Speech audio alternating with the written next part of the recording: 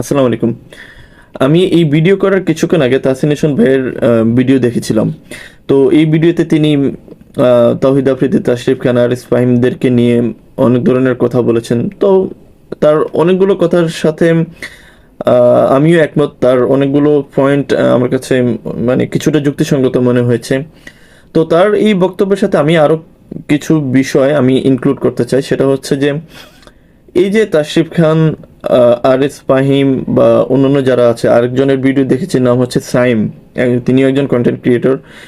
তো তাদের মধ্যে একটা টেন্ডেন্সি লক্ষ্য করেছে, সেটা হচ্ছে তারা যাদের মাধ্যমে হুমকি প্রাপ্ত হয়েছে বা যারা কিনা ওনাদেরকে প্রাণনাশের হুমকি দিয়েছিল, তাদের নাম প্রকাশ করতে কেন জানি ওনাদের অনীহা দেখতে পাচ্ছি।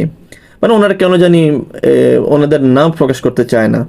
যদিও আমরা অন্য কোনো সোর্সের মাধ্যমে জানতে পেরেছি যে কারা